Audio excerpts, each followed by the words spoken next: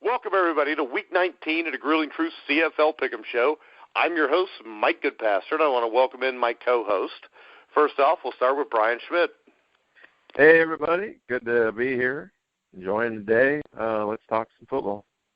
You sound like you're in a good mood today, Brian. I'm usually always in a good mood. But, did you have a nap again? No, I didn't get a nap today, but, Don't laugh, Oz. Whenever Schmitty has a nap, he's in a good mood. It's only like once a month. Kind of like That's that true. period thing. But also, I want to welcome in, of course, Oz Davis. Howdy, folks. I'm ready to talk some Canadian football. Let's be specific. Canadian football. Well, I thought the CFL was pretty explicit, but the one thing you got to watch with CFL stuff is this, though. I always post our shows and all the group pages for the CFL, and I never paid attention. This is when I first started posting the shows, and I'm into like week 4, and I always posted something called CFL Melee. Unfortunately, week 4 when I posted it, somebody finally responded on there. Is anybody going to tell him what kind of group this is? And it was not. I don't know what kind of group it was, but as soon as I saw that, and then I started looking around and saw no pictures of football players or logos of teams, I figured I would just back out of the group. So, or it could be fluorescent lights too. I found that out before too. If you look for a CFL jersey on eBay, but all right, we'll start off with I think what was probably the game of the week. The Hamilton Tiger Cats keep their hopes alive to win the division against the Ottawa Red Blacks with a 39-36 win. Oz, I know you love the Hamilton Tiger Cats and Zach Collaros, but what do you think of Jeremiah Masoli? Wow. Well, the Tiger Cats really needed this win. I will say that. I mean, they had lost 4 games in a row in October and November against this team. They may yet face them again in the playoffs. So this might be the most necessary win of the week for sure. What I was most surprised at, what I liked the most out of the Tiger Cats was the way that they were able to hang with what has basically become the scoreboard spinning Red Blacks again. I really liked the way that they hung with them. And I was amazed that these two teams could put together 75 points in that sort of weather. I mean, how did they pull that off, Coach? Well, Brian, I think a lot of that comes to Masoli played really well again. He's kind of hit and miss. But Henry Burris looked really good for Ottawa again. Yeah, I mean, it was a great game. It's interesting with Masoli. Every time I know people just kind of start giving up on him as a quarterback, he comes out and has a game like this. It seems like it. It's going to be interesting, looking into the future, what happens with him down the road. Does he end up with another team? Do they give him a chance to be a full-time starter? It's going to be interesting because he's so hit or miss, but, he's a guy that maybe as he continues to develop, maybe he'll become a good CFL quarterback. So it's very interesting to see what happens with him down the road. But, that was a great football game, great quarterback play. Again, it's going to be interesting to see, how things develop as we get into the playoffs. All right, then we had the best against the worst. Bo Levi Mitchell, Devarius Daniels connected on a pair of touchdowns, kept momentum heading into the playoffs, and a chance to have the best record in CFL history with a 31-13 beatdown at the Toronto Argonauts. Brian, what was your take on this one? Calgary is Calgary, and Toronto is Toronto. And, there's really not more you can say. There's two teams on opposite ends of the spectrum. What I'm going to find interesting is after the season what happens with Milanovic.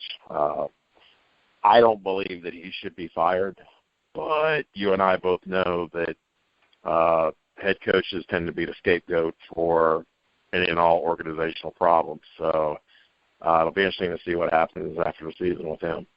Yeah, and as Brian said, we don't know about Milanovic. Also, you got the question of Ricky Ray also, Oz. And Ricky really he played good, but he turned the ball over a couple times here. Right. Well, that's what I was talking with Joe about on the Rouge, White, and Blue podcast here at thegruelingtruth.net. You like that segue? You like that plug? That was great. It was great until you started talking about how it was a segue and a plug, because then I don't think it applies anymore, but go ahead. Right, exactly. Then it's just a smart-ass remark. But yeah. I was talking with Joe about this, and it almost seems like, people were questioning why you're going to send in Ricky Ray, especially against, the Calgary defense. But Ricky Ray is playing for his job. And the weird thing is that, okay, let's say they clean house. Let's say Milanovic goes, GM goes, a couple of his assistant coaches go, because these things happen. And, we bring in, I don't know, the Montreal Alouettes defensive coordinator, for example. Ricky Ray is probably out. But the weird thing is this. They picked up the new quarterback that nobody else in the CFL seems to have any faith in, under the pretense that Milanovic was going to turn him into a proper quarterback. What's the thinking here? And it's interesting that when you said, the head coach is blamed for all the organizational problems of a team. This is a team with a lot of organizational problems. And Milanovic is going to take the fall, and they're going to set back the clock on this franchise several years, I think, next season. It's really discouraging. Ricky Ray played well, but he's like auditioning for the Montreal Alouettes. Yeah, nobody wants to do that. Well, Brian, what way do you think they go? Do you think they bring Ray back? Do you think maybe they go out and try to get a Darian Durant, James Franklin, Rakeem Cato, one of those guys? I would think that Ray will not be back. Is my gut feeling. I think you have to come to a point organizationally, and I first of all, I believe that Milanovic should keep his job. But I also think with that, you have to look at, Ricky Ray's done a lot of great things, but at some point, you've got to move on. You've got to start trying to get over the hump. And obviously, Ricky Ray, as great a quarterback as he's been, injury-prone, that's hurt them the last few seasons. So I think at this point, you have to move on. All right. Now we go to who picked Montreal to beat Saskatchewan last week? Can I get in on the Calgary game? Just one more thing. Do we have a choice? Go ahead. Not if you want to fill the time. You don't have a choice. Okay. Here's the thing that folks may not have noticed. Another Calgary offensive lineman was lost in this game. Pierre Lavartu. Now, during the game, he was substituted in by, I forget his first name. Last name is Schmidt. Now, he's a defensive lineman. He had to come in and play offensive line. Now, Calgary has gone through now 10 offensive linemen. The injury has been diagnosed as a high ankle sprain. All right? No sacks allowed against Toronto, but this week they're playing Montreal, to whom they allowed 4 sacks not 2 weeks ago. If this offensive line has any weakness going into the playoffs, we're going to see it next week. And we just saw the beginning of it this week against Toronto. That's all I wanted to say. I wanted to get in that point. Yeah, let's face it, everything's been smooth sailing for them all year. You're bound to run into something at some point or another. And, this is the thing. And it's a bad point to run into something. So who picked Montreal over Saskatchewan last week, Oz? Not me. Did anybody? Didn't you? I thought so. I just wanted to bring it up. See, you only lead in like that when you know you picked it and nobody else did. Well, it's the only time it's worth bringing up. But you had former University of Oregon standout quarterback Vernon Adams Jr. he was solid in his first start. 11 of 24, 177 yards and a touchdown.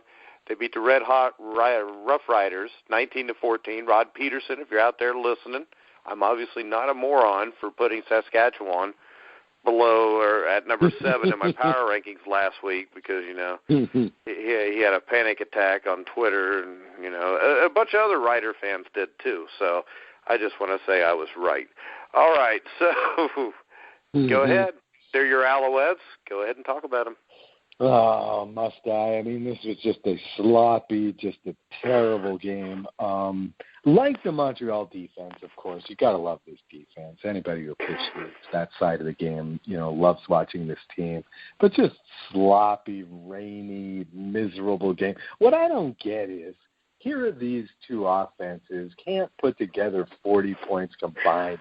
You watch the Hamilton-Ottawa game, in torrential rainy conditions and probably freezing cold as well, putting up all these points and playing a really entertaining game.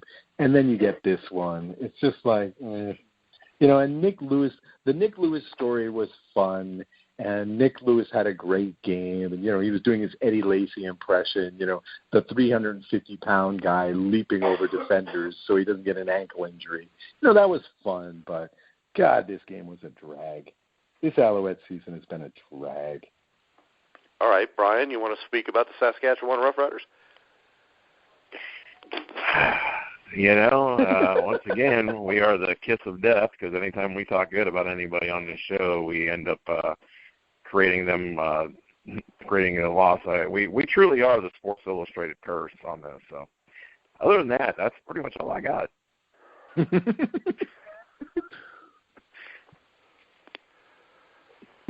Man, I'm not used to that. I ask Schmidt a question. It doesn't last near as long as when I ask some people. Who? What people? What people are you talking about? I believe you. But, all right. Who picked Edmonton over BC? That was me, I'll admit it. But, great game. What was your take on BC and Edmonton, Brian? Yeah, it was a great game. Again, just and what I keep saying, anytime we kind of talk about, or especially me, it may be me that's more of the curse, Yeah, it's you. Yeah, I figured it was me. Whatever, I was a little bit against BC and just how they've been playing lately, and all of a sudden, here we are. So, again, if you're betting on CFL games in Vegas, listen to me and do the opposite of what I say.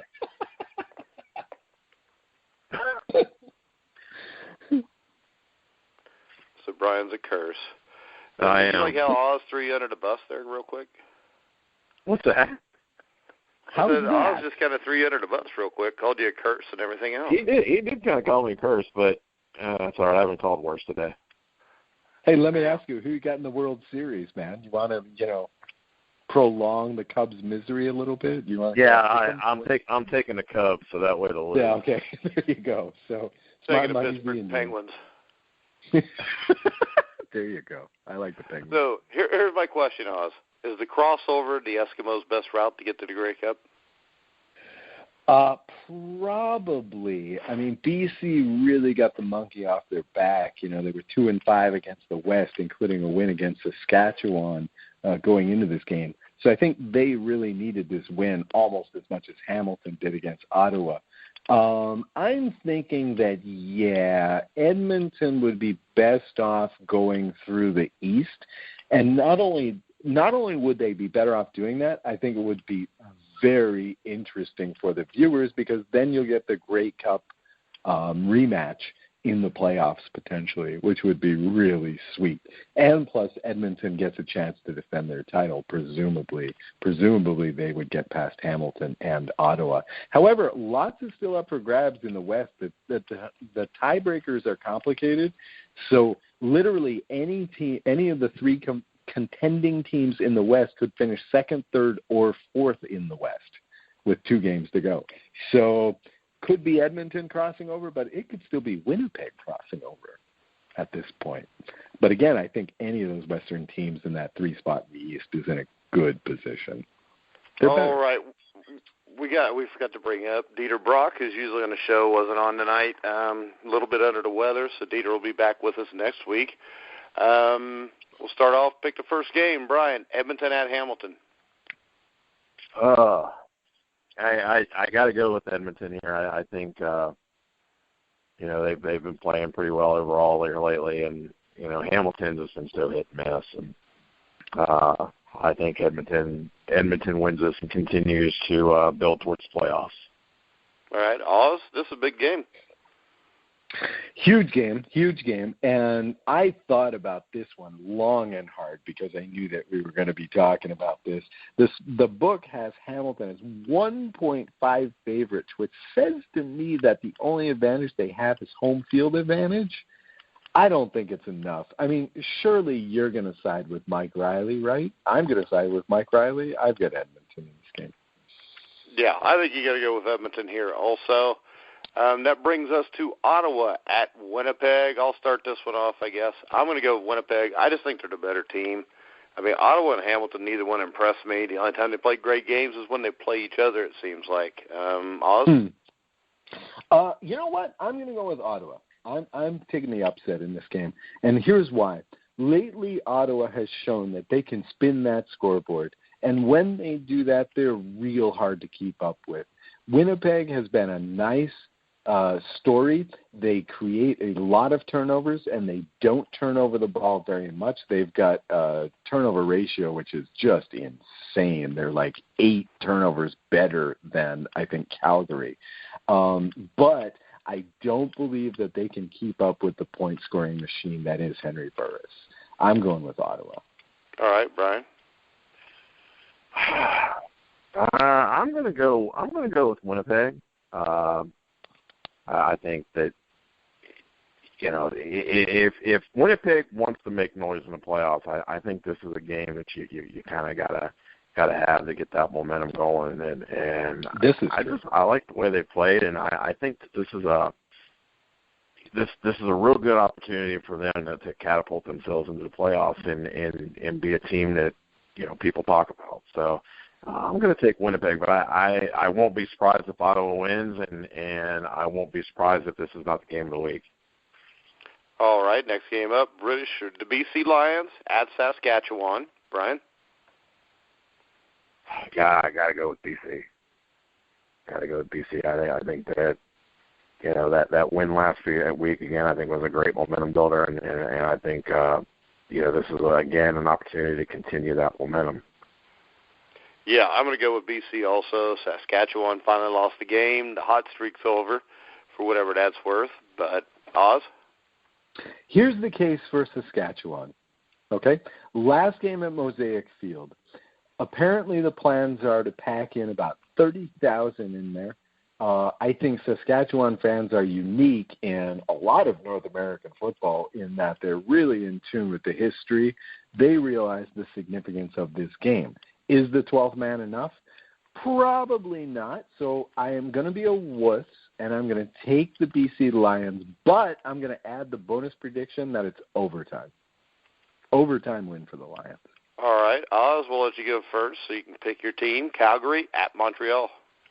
Oh, sure. Yeah, I'm going to take Montreal in this game. Not. All right, Brian, you're up. Oz took Montreal. I will say this. It's interesting to note that Calgary is favored only, quote unquote, by 9.5 points in this game. That's a full touchdown less than they were giving at Toronto last week. So clearly there is some respect, at least for this Montreal defense. I'm just looking forward to seeing what this defense will do. You know, they manhandled them last time. You know, this game was 2-0 after the first, 29 minutes. You know, I'm interested to see that. It's going to be more competitive than that 9.5 line indicates. But, yeah, you have to say Calgary's going to win. All right, Brian? Yeah, Calgary. I don't know how anybody could pick Montreal against Calgary. So, all right, here we go. I'm taking Montreal. Oh, boy. They are, 16-1-1, 15-1-1. They haven't lost since the first game of the season.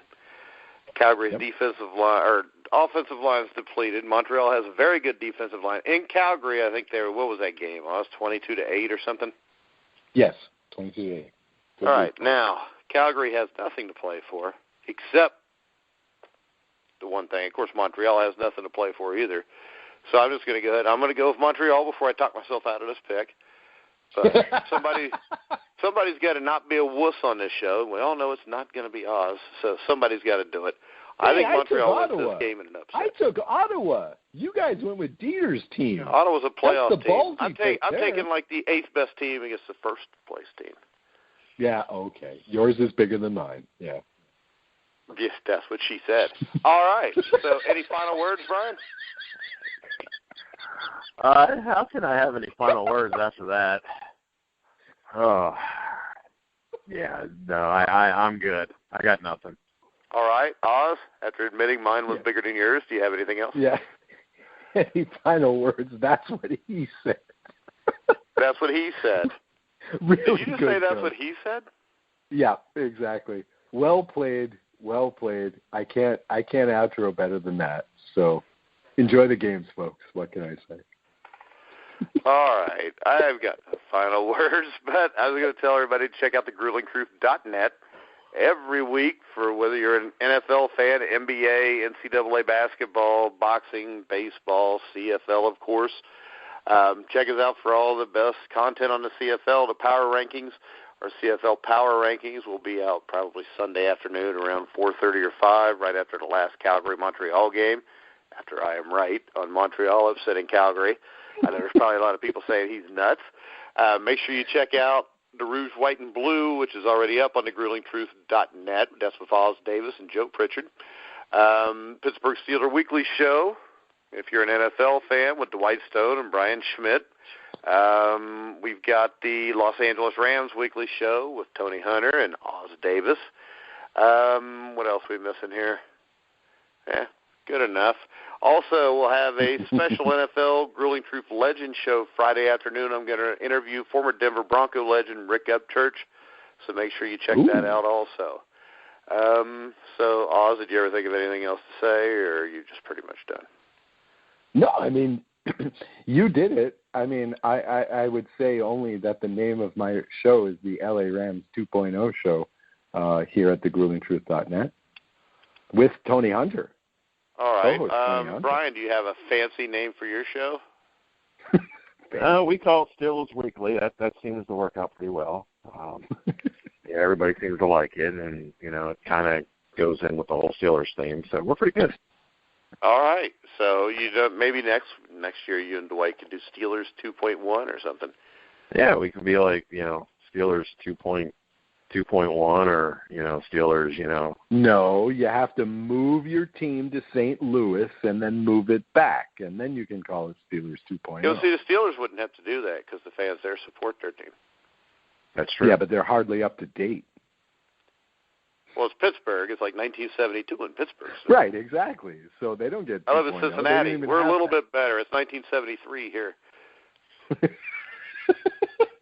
Depends on where you're at in Cincinnati, though. Yeah, I mean, you go to the east side, it's like 1914. But yeah. Plus, you could get shot. Well, in Los Angeles, Orange County, it's the 21st century, and we use fancy words like 2.0. Yeah. Well, what's 2.0 stand for? It stands for 2.0. What's that mean? It means it's the second full version, usually, of a software product, but not always. Okay. So really, why do you call the Rams 2.0 show 2.0 show? Because we had the Los Angeles Rams from the 40s until 1995 or whatever it was, and now this is the second iteration of the Los Angeles Rams, because Cleveland Rams, Los Angeles Rams, St. Louis Rams, and now Los Angeles Rams. So wouldn't it be the third? 2.0. Sorry? Would it be 3.0? Because you had Cleveland Rams, too. Well, it's Rams 4.0, but it's L.A. Rams 2.0. You got this, Brian? I was following nearly every word. We smoked him back in 1914. Would you smoke back in 1914? Yeah. Okay. We left him in California. All right. Guys, you can check us out every week on iHeart, TuneIn, iTunes, Google Music, anywhere you hear a sports podcast. You can find The Grueling Truth. So for Oz Davis, Brian Schmidt, I am Mike Goodpaster. You've been listening to The Grueling Truth, where the legends speak.